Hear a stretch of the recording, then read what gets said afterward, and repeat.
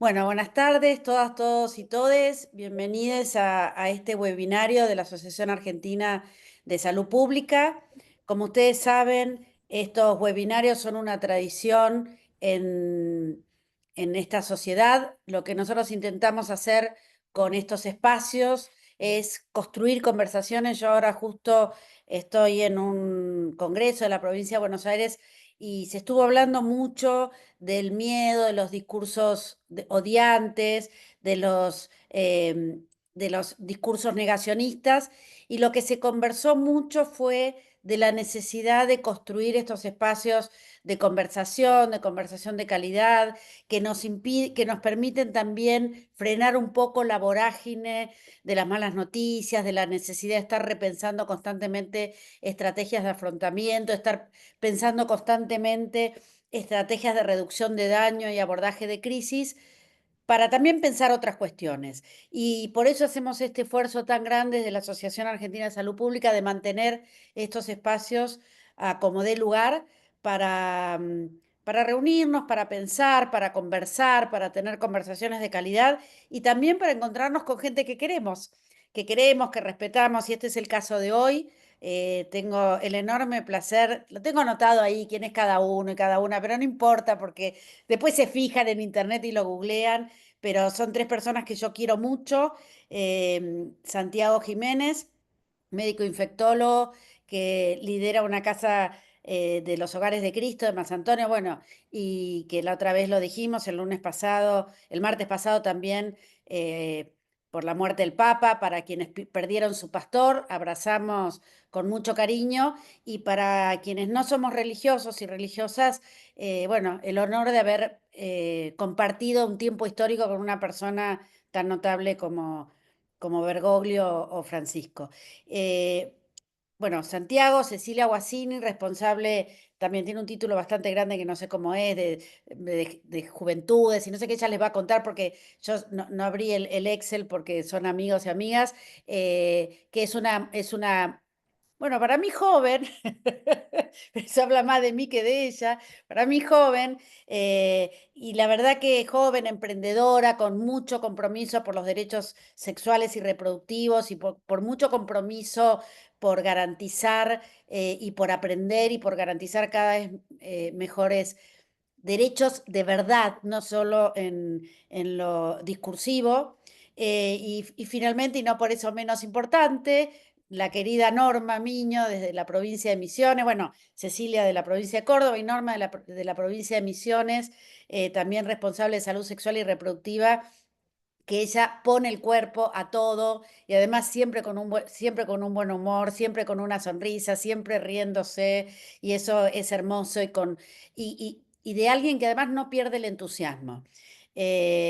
Bueno, Cecilia y Norma me han escuchado muchas veces. Yo en la última gestión estuve en la Dirección de Salud Sexual y Reproductiva, y para mí yo ya venía del Plan N, fue un enorme orgullo conocer a estas mujeres que están a lo largo y a lo ancho del país garantizando derechos y, y garantizando derechos sexuales y reproductivos, que no es poca cosa, y que se han visto, han sabido afrontar situaciones complejas y difíciles, así que para las tres personas que están hoy, mi orgullo bueno, mi orgullo de saber que son amigas y amigos míos, los quiero mucho. Así que bueno, primero Cecilia, es un placer. Disfruten un montón estos espacios. Yo igual me voy a volver Sargento Cabral con el tiempo, así que Ceci, todo tuyo durante 15 minutos, ni un minuto más. Buenísimo, Ale. Bueno, muchas gracias a la gente que se está sumando. Un honor formar parte de este espacio. Voy a tratar de ir rápido, pero no por eso permitir que se pierdan nada. Voy a compartir pantalla. Ustedes me dirán después si se ve o no se ve. ¿Se Se ve ve bien? perfecto. Sí, perfecto. Perfecto. Bueno, hoy en el marco de la temática que nos convoca, que es las vulneraciones estructurales y el cuidado estructurado, me encanta el título, me pareció relevante traer algunos resultados que vienen de un trabajo de investigación que está vinculado a la estrategia de seguimiento que venimos haciendo desde la Dirección de Adolescencia del Ministerio de Salud de la provincia en relación a las prácticas de atención de salud de adolescencias que tienen menos de 15 años y que están cursando en embarazo. Y que por lo tanto es una situación que nos interpela a todos como equipo de salud. De este estudio, seleccioné algunos resultados que me parecían que podían estar más vinculados con las disposiciones subjetivas que pueden tener los equipos de salud y con algunas condiciones estructurales también que son necesarias para poder ejercer el cuidado. Todas esas situaciones, tanto las disposiciones de los equipos como las condiciones estructurales, son inherentes a las capacidades de gestión. Y me parecía súper interesante traerles una pequeña muestra de los resultados en un corto tiempo que pudieran estar hablando de estas condiciones. Este estudio de casos con estos resultados que yo les voy a presentar abarcan un total de 154 casos de adolescentes menores de 15 que cursaron un embarazo a lo largo de un año y medio, desde el 2023, desde enero del 2023 a junio del 2024. ¿Qué es lo que me parece importante compartirles? Por un lado, en estos porcentajes ustedes van a ver la edad de las adolescencias al momento de la detección del embarazo. Y van a ver esto que nos duele en el alma, niñas de 11 años, niñas de 12 años, que es un 3%, un 21% niñas de 13 y un 14%. ¿Por qué me parecía importante traer esto? Porque transversalizar la perspectiva de género a la producción estadística también es un instrumento de cambio en las desigualdades sociales. Es necesario que al momento de pensar estadísticas podamos tener en cuenta aquellos embarazos que no llegaron a término, por lo tanto no resultaron en nacidos vivos y por lo tanto no van a estar en las estadísticas vitales, pero que sí son personas y niñas que atravesaron un embarazo y que por lo tanto merecen nuestra mirada porque la problemática psicosocial que está ahí detrás y la posibilidad de abuso y vulneraciones es gravísima. Entonces la propuesta de ahí es poder pensar cuánto podemos hacer nosotros en la búsqueda de incorporar datos que son súper difíciles de encontrar, como los datos de aborto, pero que encontrarlos e incluirlos en nuestras estadísticas vitales es un modo de dejar de naturalizar la invisibilidad, ¿no? Y volver visible lo invisible, que es lo que nos interesa. Ahora bien, cuando hablamos de edad gestacional en la primera consulta, ¿a qué edad llegan estas adolescencias al sistema de salud como primera consulta? Bueno, se repite un poquito lo que ya sabemos por bibliografía.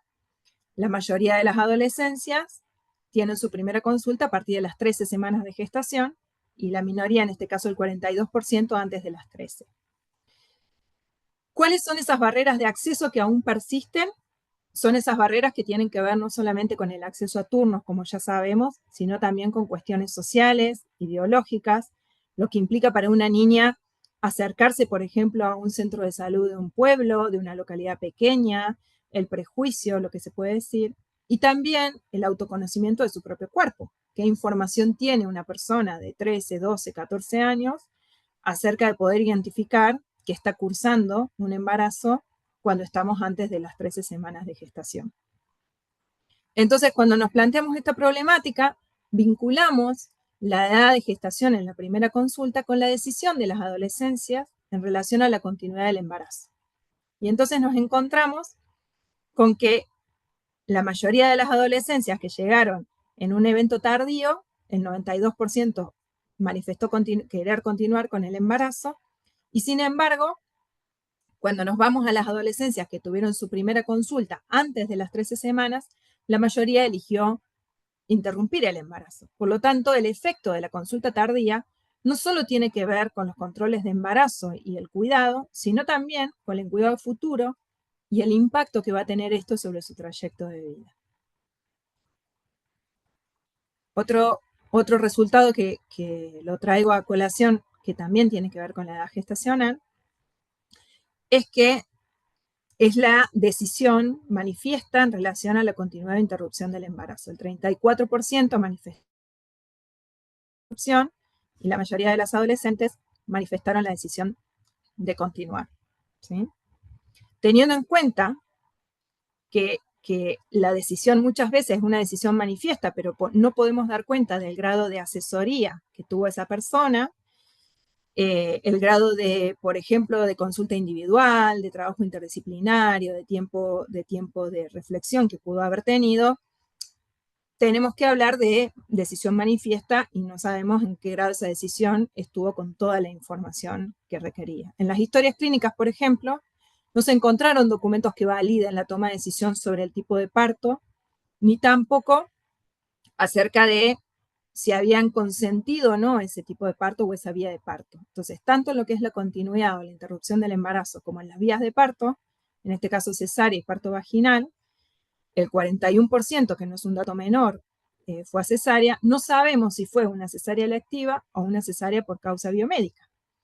Entonces también cabe preguntarse si esa decisión tiene que ver con un consentimiento que firmó o no, porque el consentimiento que está en las historias clínicas es únicamente para la interrupción del embarazo. Más allá de los riesgos que implica para la adolescencia un parto y una cesárea, solo hemos encontrado en historias clínicas la documentación del consentimiento de interrupciones de embarazo. Asimismo, la dificultad del registro en el acompañamiento durante el evento obstétrico nos hace pensar en cuál es el grado de importancia que a este aspecto se le brinda, ¿sí? Teniendo en cuenta que es clave en la ley de parto respetado. Sin embargo, en los registros de historias clínicas no se especifica si ha habido o no acompañamiento a lo largo del evento obstétrico. Paso por arriba las complicaciones obstétricas, que no ha habido complicaciones obstétricas registradas en ILE-IVE, sí en cesárea y en parto vaginal, y sí ha habido complicaciones y eventos adversos en recién nacidos, 14 bajo peso, 5 prematurez, volviendo a enfatizar el concepto de que muchas veces los equipos de salud nos manifiestan, bueno, esto tiene que ver con un riesgo psicosocial en el embarazo adolescente. Pues no, volvemos a enfatizar en que a pesar de que es una muestra de 154 casos, la verdad es que las complicaciones han sido severas a lo largo del recorrido de casos. Y cuando nos vamos específicamente a la del cogestante, uno de los cuestionamientos que sale ahí es si se indaga o no acerca del cogestante y si se registra en la historia clínica.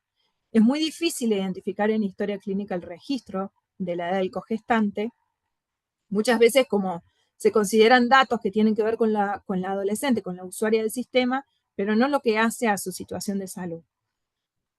Entonces aquí podemos ver que la mayoría de los cogestantes referidos son adolescentes. El 61% tenía entre 15 y 19 años y el 9% tenía menos de 15 años y solamente el 15 y el 4% eran mayores de edad. En ese punto, nosotros hablamos de cogestante referido porque también lo que nos planteamos es en qué condiciones se obtiene el dato. ¿Cuáles son las condiciones de la entrevista en la que se da lugar al planteamiento de la escucha, de la privacidad, para poder referir la edad del cogestante? Y ahí viene enlazado a la sospecha de abuso sexual, ¿sí? El 81% de los equipos de salud en estos casos no sospecharon o manifestaron no sospechar de abuso sexual en relación al embarazo.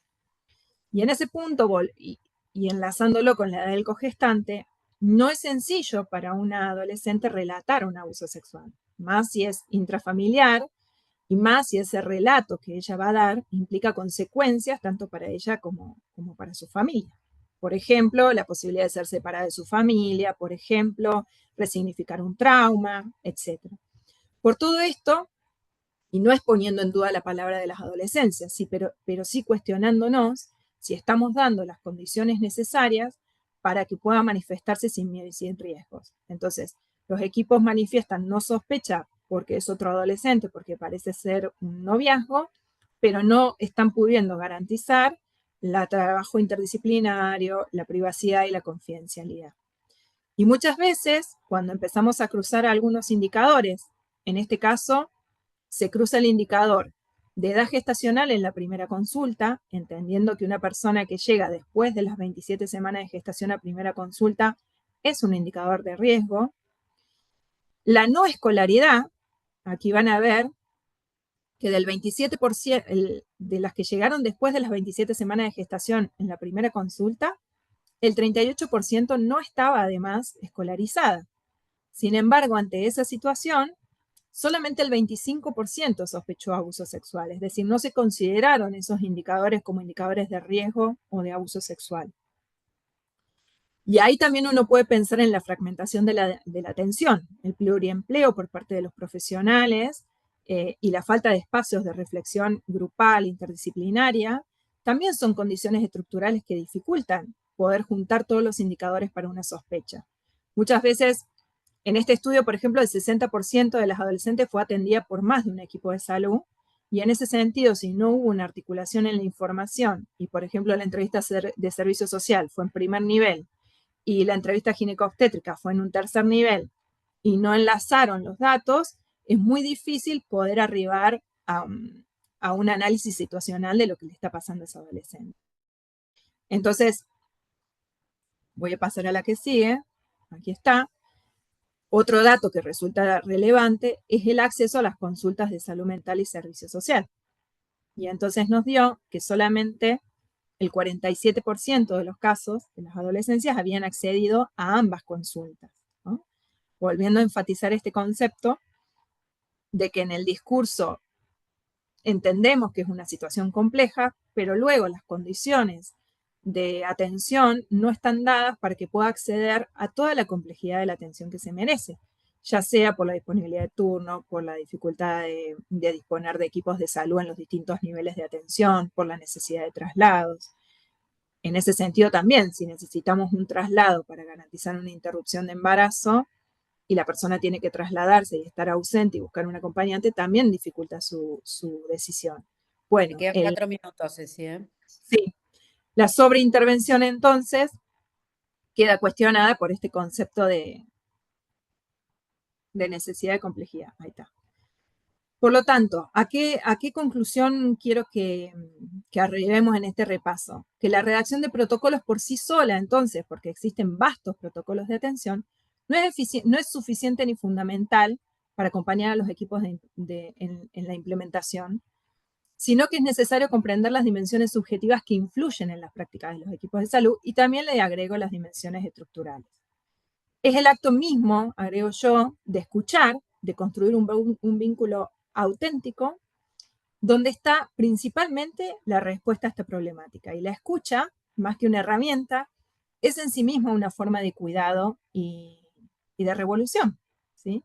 Así que bueno, espero que les sirvan los datos. La idea era reflexionar un poquito sobre datos concretos acerca de la necesidad de poder abarcar toda la mirada de lo que le pasa a las adolescencias en situación de embarazo. Bueno, muchísimas gracias, Cecilia. La verdad es que un esfuerzo enorme tiene mucho más información y muchos más datos por haber seleccionado de ellos un grupo. Me parece que el valor, lo ha dicho la misma Cecilia, es cómo se gestiona con información sin perder la dimensión cualitativa de esto. Entonces me parece que en esto es muy importante poder pensar también más allá del tema puntual, y por eso vamos a ver 3 cosas que tienen distintas características, cómo podemos gestionar y atender, gestionar la atención con información, con datos, para también dar esta dimensión cualitativa del cuidado.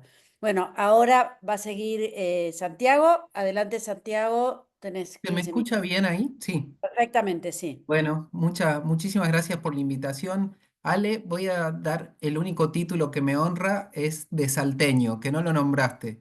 Y dado que hay una cordobesa y misiones y demás, Es me verdad, encanta es que verdad. además sea federal esto.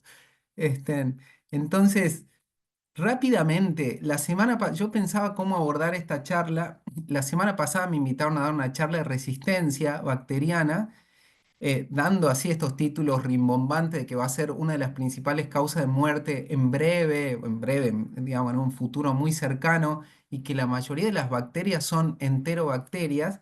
¿Y por qué cuento esto? ¿Por qué arranco con esto? Porque empezamos a debatir un montón el tema de las intervenciones en seres humanos, PROA, cuidados de antibióticos, mecanismos de resistencia y demás. Y hoy está súper estudiado que las enterobacterias las compartimos con los animales y el pool genético va al mismo lugar y al medio ambiente. Entonces, estamos haciendo un montón de intervenciones aquí cuando la resistencia viene por acá, y yo siempre me viene digamos, el mismo concepto bueno, Cecilia lo dijo en su presentación, y es el tema de la fragmentación. Cada vez que empezamos a hablar de una situación muy compleja y la abordamos fragmentadamente, va derecho al fracaso. Y para mí, en esto está la centralidad del maltrato estructural cuando hay una vulnerabilidad, porque en la extrema vulnerabilidad, que es la que me toca, digamos, acompañar a mí, esa fragmentación se vuelve casi ridícula y pone en jaque un montón de situaciones que nosotros, hablando un poco de los datos, porque hemos visto, digamos, que se pueden sistematizar y que podemos empezar a ver de que hay barreras o fragmentaciones de tipo burocrática, de tipo logística, de tipo educacional y demás, se van cuajando en el sistema de salud, que da por supuesto, el sistema de salud tal como está como respuesta, da por supuesto de que hay un montón de estas fragmentaciones ya como, bueno, resueltas, digamos. Entonces, quería poner, por ejemplo, este dato que es muy claro. Eh, Aquí vamos a hablar quizás un poco de tuberculosis porque es una de las enfermedades muy vinculadas a la pobreza, en donde siempre se habla de que la pobreza es un factor para generar la enfermedad por la desnutrición, el hacinamiento, cómo ataca el bacilo, la exposición a la lluvia y demás. Pero nosotros hemos participado en un estudio que me pareció muy decidor en Argentina, que fue cómo ciertas enfermedades generan pobreza. Entonces, hay un evento en donde hay una persona que sostiene un montón de situaciones bien en su vida, el trabajo, la vivienda, la salud, se genera la enfermedad y la enfermedad genera pobreza en esta interrelación de la fragilidad y la salud. Por ejemplo, ¿cómo opera esto? Así para dar un ejemplo muy concreto. Alguien que eh, sostiene un trabajo muy precario en donde es recolector o trabajador de la economía popular, y entonces al final de la jornada, con lo que gana reciclando, paga su habitación en el hotel y el excedente lo tiene para comprar algo de salud o algo para sus hijos y demás, y de golpe se enferma. Esa persona no puede en 14 días trabajar, en el mejor de los casos, por fiebre, por falta de aire, porque no puede tirar el carro y demás. Y después del evento de la enfermedad, no puede pagar el alquiler, lo sacan a la calle, queda en un parque, no tiene donde atesorar la medicación y por eso no puede sostener los turnos y por eso está más enfermo y por eso no solo que termina fracasando el sistema de salud, sino todos los componentes sociales. Entonces, ese tipo de fragmentación, cuando lo llevamos a una respuesta sanitaria, aparece de una forma muy burda. Esto definitivamente tiene que ser, espero yo, una fake news, pero me parecía interesante ponerlo a modo de ejemplo, ¿no? No lo tengo chequeado y creo que es un meme y una fake news, pero esta cosa de los carteles de si estás en situación de calle, escanea el código QR con tu smartphone y demás.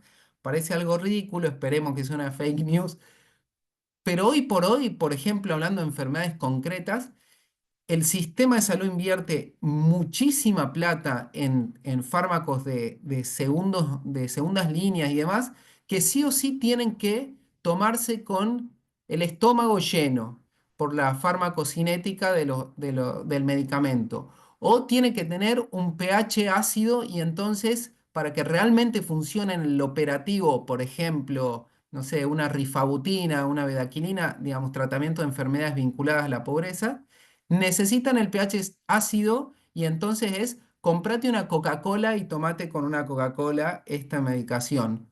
O por ejemplo con un jugo de naranja. Y entonces empezás a ver cómo esta fragmentación hace que en un nivel de respuesta nosotros podamos comprar como respuesta organizada un fármaco de 270.000 pesos por mes, pero no tener la capacidad de incorporar 40 pesos para un jugo de naranja. 40 pesos tiré precio 2008, pero se entiende el concepto. Entonces, yo creo que esta fragmentación en la vulnerabilidad lleva a estos fracasos gravísimos. Estos fracasos gravísimos, nosotros en algún momento los empezamos a estudiar y fue el origen de esta intervención que un poquito Ale me pidió que cuente, que es empezar a ver en un estudio epidemiológico, le llamamos los costos del Paco, de qué se moría la gente en la calle y si estaba vinculado al consumo, a la pobreza, al acceso y demás. Entonces empezamos y seguimos lamentablemente registrando muertes de gente que termina en el peor de los fracasos porque muere en la calle sin ningún tipo de acceso y la mayoría de las veces, por lo menos acá en Capital Federal, se da en zonas obviamente vinculadas a la pobreza, pero muy cerquita de los hospitales regionales, hospitales públicos, gratuitos, etcétera. Entonces, como un fracaso muy concreto de la fragmentación. Con lo cual, a nosotros se nos ocurrió de que efectivamente este principio político de que la realidad impone una situación y que uno tiene que adaptarse y mucho más si hay sistemas completamente fragmentados y si hay mucha vulnerabilidad o estas situaciones que damos por sentadas que no están.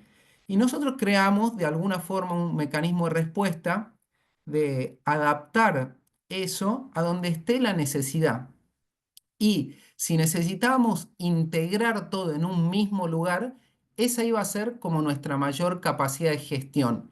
Si la respuesta básica del alimento estaba en un lugar, entonces era más fácil traer la salud a ese lugar y no exigirle a un sistema de salud centralizado que responda por el cuidado del alimento, la comida y demás. Y nos dimos cuenta que ir integrando con los recursos que se disponían, que por lo menos en esta ciudad son muchísimos, ahí se daba de nuevo la respuesta. Nosotros lo hicimos en forma de una cooperativa de acompañamiento social, en donde el trabajo, en vez de generar algo material, es el acompañamiento de unos a otros. Y entonces tenemos estos tres principios básicos, que es en dónde, en territorio, en donde esté la necesidad, cuándo, ahora, o sea, con ventanas de oportunidad. Eso nos llevó a hacer circuitos diferenciados con los hospitales. Y quienes llevan o quienes lideran esto, son los mismos chicos, las mismas chicas que se van involucrando en el acompañamiento. O sea, tratar de que esto sea una forma de respuesta, una forma de trabajo, porque creemos que al final de todo lo que se rompió fue el tejido social y después de eso se rompen todas las otras situaciones, la vivienda, el trabajo y demás, termina con una situación de soledad de consumo y después viene la enfermedad y la muerte. Entonces, yo creo que hasta acá la capacidad de gestión de integrar todas estas respuestas en un lugar que sea concreto y que sea operativo, sí se puede hacer y se puede gestionar. Quedará fuera lo que no se le puede exigir al sistema y ahí habrá que generar dispositivos nuevos o modelos nuevos. Ya con esto termino. Como por ejemplo esta historia de María que me dio permiso de esta semanita. Esta muchacha se llama María Rieta. Ella vivió desde los 12 años sola, sin familia, en el parque, ahí cerquita de la Villa 21. Y la verdad es que tuvo una historia horripilante. Imagínense, encima bonita y muy dulce, en calle todo este tiempo, tuvo que hacer ciertos mecanismos de compañía. Bueno, ella encontró a su compañero de toda la vida, que ella le llama el oso, y además este ser tiene un problema en el miembro inferior derecho, entonces ella lo cuida, le da de comer y demás. Cuando empezó con hemóptisis, María, su situación condicional fue: yo no me separo de oso, no me separo de oso. Puedo estar vomitando sangre, con fiebre, con esto, que el otro. Si yo me interno y él viene conmigo, voy. Entonces averiguamos en todos los hospitales, pero no se podía, digamos, lograr la intervención conjunta y demás, no le podíamos exigir mucho más, hasta que dijimos, bueno, dale, María, vení acá, te encontramos un lugarcito, venite con Oso y empecé a curarte, a hacer las cosas y demás. Bueno, les presento a Oso, este era Oso. Entonces, la intervención para curar a María fue no solo la rifampicina y demás, sino comprar una cuchita de perro, un alimento para el perro, y bueno, que ella pase el tiempo que tiene que pasar tranquila de que su afecto y lo que ella se sintió como la máxima compañía esté cuidado. Esa intervención creemos que a ella le salvó la vida. Ella pudo terminar su tratamiento, volver a un montón de sistemas de cuidado.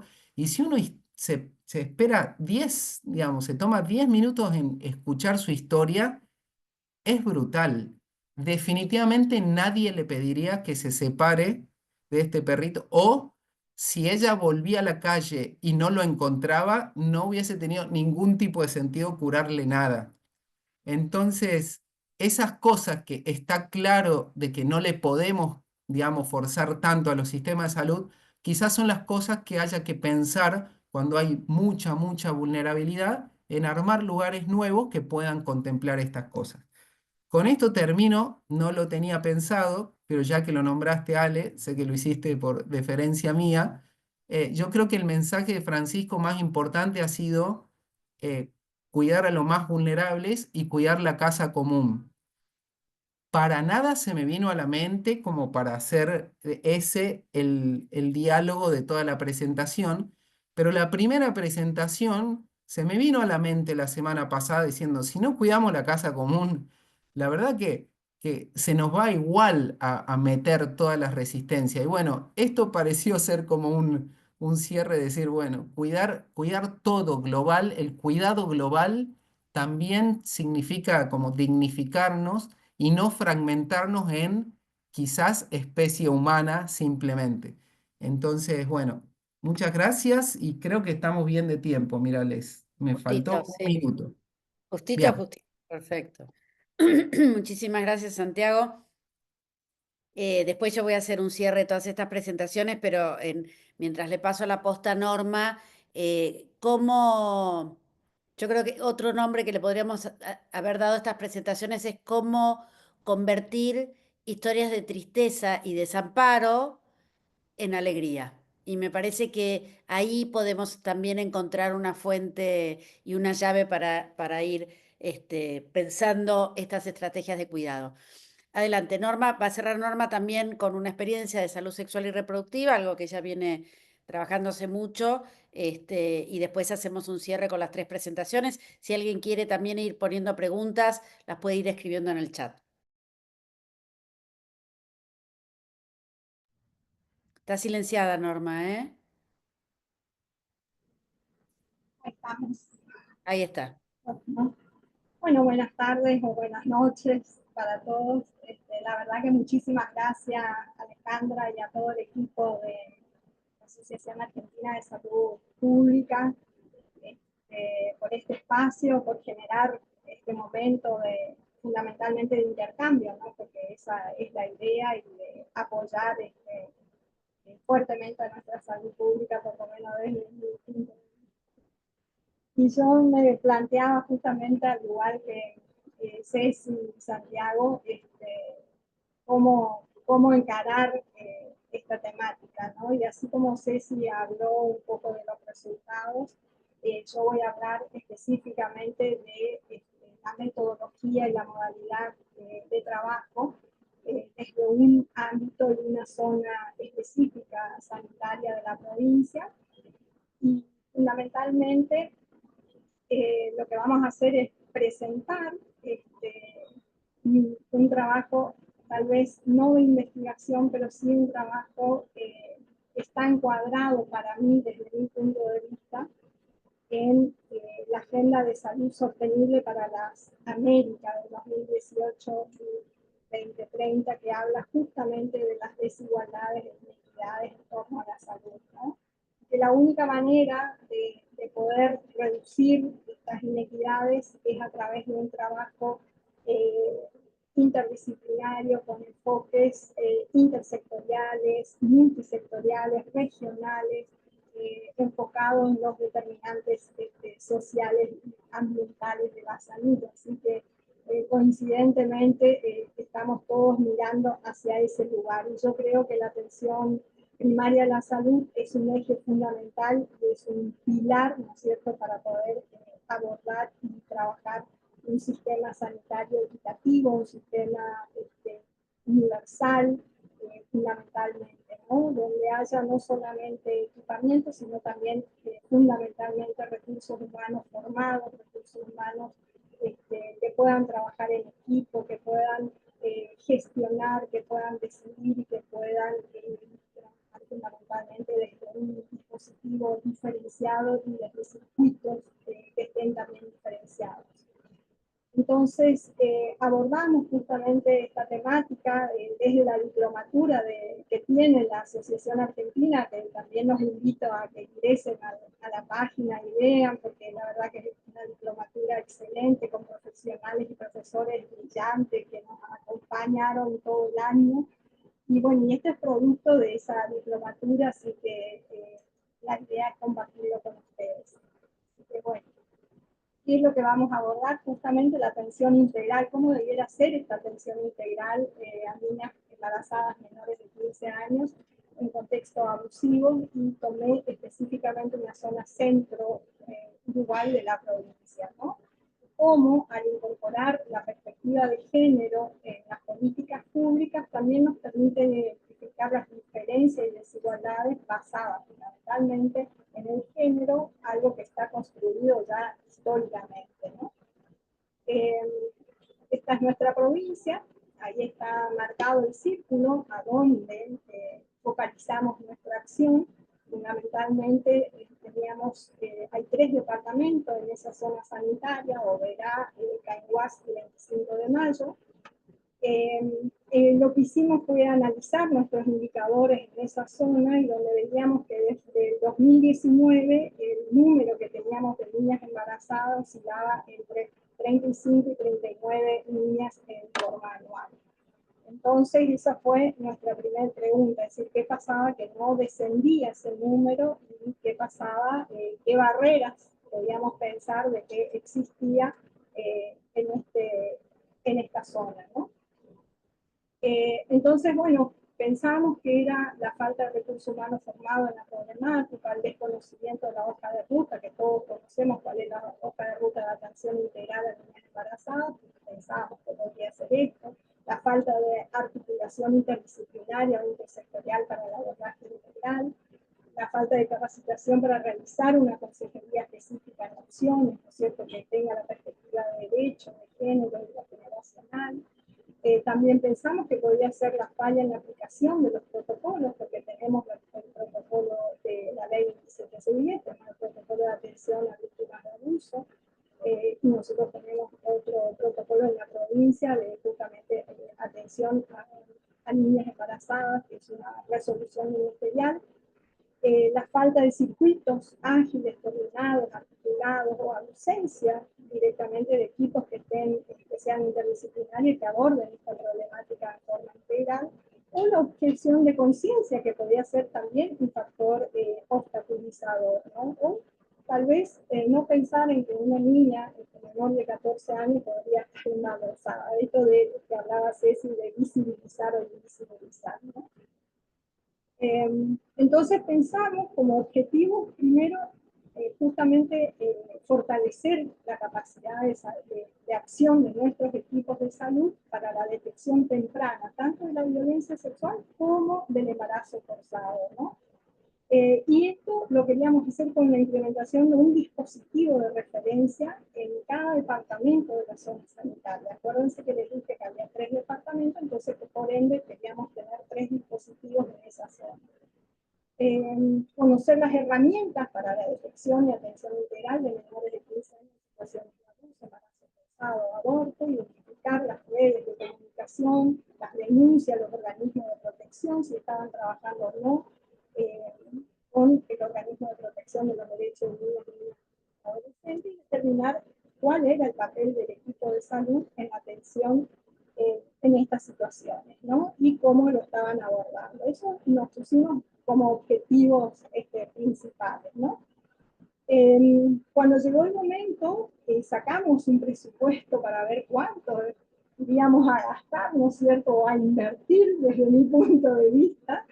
Entonces tuvimos las reuniones con las autoridades, en principio nos reunimos con el subsecretario de salud, que depende de nuestro programa, luego con el director de esa zona sanitaria, para que a su vez dialogue con todos los directores de los hospitales, y así hemos coordinado todas las acciones que íbamos a implementar en la zona. Presupuestamos 3 viajes, porque lo queríamos hacer en forma presencial para justamente evaluar todas esas barreras que habíamos establecido. Así que tuvimos que hacer 3 viajes a la zona, o sea que lo que se iba a invertir era el traslado y el combustible. Coordinamos con los directores de los hospitales la convocatoria, la capacitación, siempre pensando en la atención primaria, porque generalmente estas niñas llegan allí. Problematizamos y desarrollamos herramientas de trabajo con agentes de salud, enfermeros, promotores, psicosociales, médicos. Tratamos de que sea lo más interdisciplinario posible, y agregamos también todos los otros agentes que necesitamos que intervengan en estos circuitos, ¿no es cierto? Hoy hablan Santiago de los circuitos ágiles. Bueno, nosotros necesitamos acá un circuito ágil que esté justamente el equipo de salud, que esté justicia, que esté educación, que esté la fuerza de seguridad, justamente para que esta atención sea lo más diferencial posible, lo más rápida y lo más oportuna posible para cada uno de los departamentos. Conformamos los equipos interdisciplinarios. Están 5 minutos, Norma, ¿eh? Estaban justamente integrados por una obstétrica, una psicóloga y un trabajador social, y estos equipos trabajaron en coordinación, en forma articulada e integral con los otros organismos que debían intervenir, ¿no? Hicimos que estos equipos trabajen en mesas de trabajo intersectoriales, implementamos un registro, porque justamente, como decía Ceci, la recolección de datos es compleja, es difícil y a veces capturada, y monitoreamos el cumplimiento de estos protocolos, y realmente se estaban aplicando como correspondía, con supervisiones y con comunicación directa permanentemente. Bueno, ¿cuáles fueron los resultados que hemos logrado en esta zona, ¿no? Pudimos implementar 5 dispositivos en la zona, Centro Uruguay, 2 en Oberá, 1 en Cañuas y 1 en 25 de Mayo. Pudimos establecer los equipos con roles y funciones diferenciados, trabajadores sociales, psicólogos y obstetras, con funciones fundamentalmente diferenciadas. Pensábamos al principio que íbamos a tener más o menos 120, 130 personas formadas en toda la zona, y bueno, llegamos a 309 agentes de distintos sectores: justicia, fuerza de seguridad, organismos de protección, las escuelas, los equipos de salud. Hemos visto y evaluado con el acompañamiento in situ, a través de videollamada, a través de Zoom, de la correcta implementación de los protocolos, tanto de los de IBE como los de atención a víctimas de abuso, el correcto uso de la hoja de ruta, la atención y la derivación rápida. Y bueno, de 33 y 35, 39 niñas que teníamos en forma continua, la zona pudo descender en el 2024 a 13 niñas. De esas 30 y pico que teníamos más o menos, solamente una accedió a la interrupción. ¿Qué quiere decir esto? Que realmente el equipo se focalizó en aquellas niñas y visibilizarlas cuando llegaban a la atención, voluntarias de estas niñas con sospecha de abuso, que después fueron confirmadas, y donde se armó todo el circuito para la denuncia, la atención, la revisión, etc. Entonces, ¿a qué es lo que apunto, no? Que a veces pensamos que solamente es la objeción de conciencia como un factor limitante, y no, en realidad tiene que ver con esto que decía Ceci, ¿no? De cómo lo escuchamos, de qué manera, cómo intervenimos, cómo el equipo trabaja en forma articulada y en forma integral. La verdad que fue una experiencia muy linda, y el equipo sigue trabajando en este momento, porque la idea es seguir disminuyendo, y la provincia de Misiones, esta tasa que es tan fuerte, por primera vez históricamente, hace 20 años, la provincia está con 0,5. cuando siempre hemos tenido puntos de 3, 4, así que realmente para nosotros es un gran alegría. En el 2024 pudimos descender también 500 niñas y adolescentes embarazadas de 15 a 19 años. Entonces también para nosotros, a pesar de que no había insumos, a pesar de, bueno, acá está cómo nosotros gestionamos y focalizamos a partir de los indicadores, a partir de las evaluaciones, del monitoreo que se hace permanentemente, a dónde apuntamos, qué es lo que queremos lograr, ¿no es cierto? Y realmente, bueno, cierro, Ale, para que podamos dejar un espacio y que podamos charlar, muestro todos los materiales que hemos trabajado con el equipo, como les dije, en forma presencial, con debate, con problematizar, con discutir, a ver qué pensamos, qué hacemos, bueno, todo el material que hemos utilizado. Así que, bueno, muchísimas gracias y espero haber cumplido con mi tiempo. Impecable, impecable. Gracias, Norma. Si pudieras dejar de compartir, ahí está. Muchísimas gracias. Además, Norma se vino con su propio club de fans, se vino con sus hinchas. Entonces ahí Viviana Ramírez dice, solamente felicitaciones por las excelentes ponencias y comentar que Norma es una gran referente y derrama formación, dejando capacidad instalada con los médicos residentes de medicina general y familiar. Año a año van egresando, instalándose en distintos puntos. Y Rodrigo dice, un orgullo ver a una gran referente como la licenciada Norma Miño, una gran luchadora por los derechos sexuales y reproductivos en Misiones. Y Guillermina dice, qué alegría ver grandes profesionales, gracias por tanto. Sí, muchísimas gracias a los tres.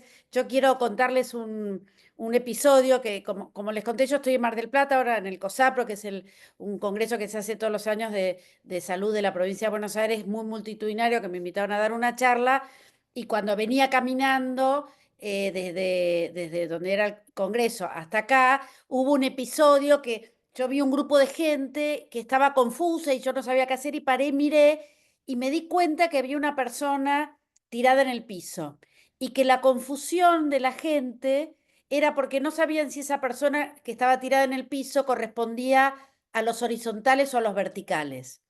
Si era de los horizontales, todo el mundo se quedaba tranquilo y seguía de largo, porque estaba bien que estuviera tirado. Si era a los verticales, entonces ahí era un problema y había que buscar ayuda.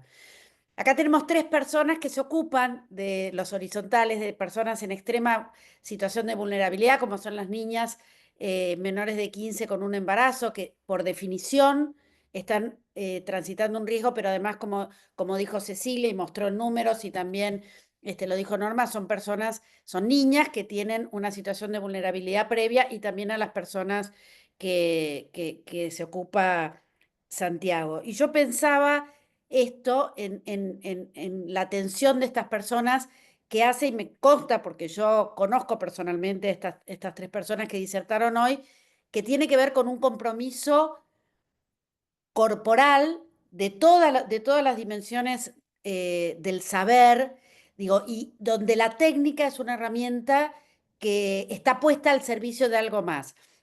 Y Cecilia lo dijo cuando hablaba, decía, bueno, ¿qué pasa con los equipos de salud? Equipos de salud que están agotados, que están con pluriempleo, estamos con salarios muy bajos. ¿Y qué pasa con esta capacidad de cuidar que nos expone también a nosotros y a nosotras una situación de exigencia? Entonces ahí hay como algo especial que yo creo, y me consta que estas 3 personas tienen, que es diseñar espacios de cuidado también para los propios equipos. En la foto que mostró Santiago, ahí estaba, digo, estaba y estaba él en el medio. No podemos prescindir de ese afecto que nos constituye como personas. Eduardo Menéndez siempre decía, los equipos de salud enfrentamos problemas complejos con herramientas simples, porque nos enseñaron a que además del antibiótico o de la intervención que había que hacer, teníamos que pensar en la Coca-Cola o, como decía Norma, estar pensando en el transporte y cómo capacitamos y cómo aprendemos a hablar con justicia, cómo aprendemos, con justicia me refiero no justamente, sino con el sector justicia, cómo aprendemos a hablar con la policía. Digo, bueno, esto me parece que es uno de los secretos que nos puede ayudar a encontrar estos puntos del ovillo. Yo quería mostrar estas 3 experiencias, la verdad que les agradezco muchísimo, creo que fue clarísimo y creo que da para que lo sigan escuchando mucho más. No sé si, bueno, Cecilia Zunino dice, gracias por mostrarnos que cuidar casa común con un enfoque interdisciplinario, transversalizado por el cuidado, amor, ponderando la escucha, bondad, comprensión y sostenes comunitarios es posible. Excelentes exposiciones, muchas gracias. Y fíjense cómo algo que muchas veces los progresismos dejaron de lado, que es estas tres presentaciones tuvieron una dimensión técnica de primer calidad. O sea, la técnica no debe subordinarse, y Ana Aguirre, que además también sabemos que es de un grupo de fan de Córdoba, dice, a ver Santiago, si te traes algún fan vos también, dice, los tres exponentes parece que consideran que no pueden seguir adelante y concretar paradigmas si no están con el oso, que con ellos son también los equipos de trabajo. Bueno, Ana es una poeta, así que gracias Ana. Carmen dice, muy interesantes las exposiciones, primera vez que escucho lo de horizontales y los verticales. Sí, yo no me pasó, escuché a alguien eso, pero la verdad que me parece muy pertinente. Andrea dice, espacio necesario para seguir adelante, soy de Misiones, zona norte, y la verdad que Norma y equipo hacen un trabajo único, las tres presentaciones impecables, es dura la metáfora, sí es muy dura, pero es real. No sé si Santiago, Cecilia o Norma quieren dar algunas palabras para ir cerrando. Ya en el mismo orden, podemos hacer el mismo orden que empezamos Ceci, y hacemos el mismo orden, si quieren hacer alguna Sí, cierre. tomando un poquito, retomando un poco lo que decías, Ale, y me parece retomando las tres presentaciones, por ahí esa necesidad siempre de categorizar las personas, las estrategias, la necesidad de búsqueda de simplificar y de categorizar, nos hace perder la base de la humanidad, ¿no? Que tanto buscamos en perfeccionarnos, en las estrategias de implementar, en los procesos de cuidado, incluso con estos títulos, y a veces la técnica está a la vuelta de la esquina, que es la capacidad de escucha, que es la empatía, que es la creatividad, que es la capacidad de identificar lo que podemos hacer en conjunto. Y se tiende a pensar que esas estrategias que son naturales del ser humano y que las llevamos todos dentro, nos hacen menos profesionales, menos técnicos, cuando en realidad la calidad de la atención se triplica cuando ponemos humanidad en los procesos de trabajo. Entonces me parece que la gran revolución, un poco lo puse en la presentación, la escucha como técnica revolucionaria, me parece que es volver a identificar qué es lo que le da un plus de calidad a aquello que hacemos con formación y profesionalismo, que es la actitud, ¿no? Gracias, Ceci. Santi. No, yo básicamente lo que pensaba con las charlas y además con los comentarios que agradezco también por ahí es lo importante de estos espacios en donde estamos como en esta época en donde quizás nos sentimos más aislados o nos empujan a estar más aislados, a darnos cuenta de que no, que tenemos voces como muy, muy potentes y que encontrarnos o ver que la verdad que todos llegamos como a estas mismas conclusiones de abordajes, de que la realidad prima y de que hay que estar ahí y que hay mucha gente muy valiosa haciéndolo. A mí me sirve muchísimo como para saber de que esto es que hay capacidad de organizar, de respuesta y de compartir y de un ida y vuelta. Y en estos tiempos me parece muchísimo más valioso aún, porque si no tenemos este gran riesgo de perder la alegría con la que hacemos el trabajo, que sería como una puñalada mortal. Así que bueno, aprovecho para agradecer el espacio también. Gracias, Santi. Norma, querida. Bueno, ahí quiero saludar a todo el club de fans, pero son equipos territoriales excelentes, excelentes, la verdad que un placer contar con ellos y bueno, es como decían, ¿no?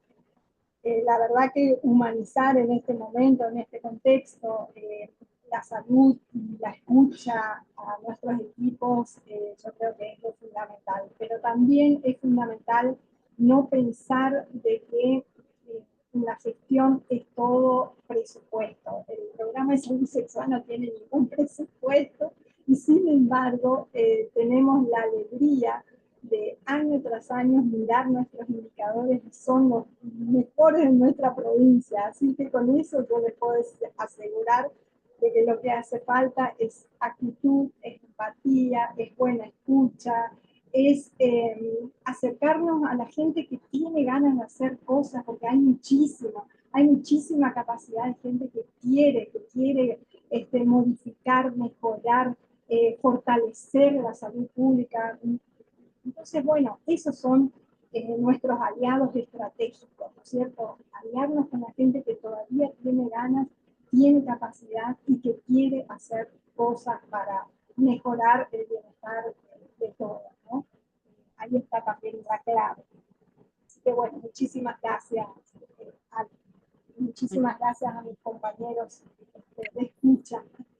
Bueno, muchas gracias Ceci, Santiago y Norma, muchísimas gracias por compartir sus experiencias, muchísimas gracias por el compromiso y para cerrar les regalo esto, se lo voy a dedicar a Ana Aguirre que está ahí, la poeta, dice, y a Santi que es nuestro curita preferido, no es cura, pero yo se lo digo, dice, Julio Cortázar dice, tenemos que obligar a la realidad a que responda a nuestros sueños, hay que seguir soñando hasta abolir la falsa frontera entre lo ilusorio y lo tangible, hasta realizarnos y descubrir que el paraíso estaba allí, a la vuelta de todas las esquinas.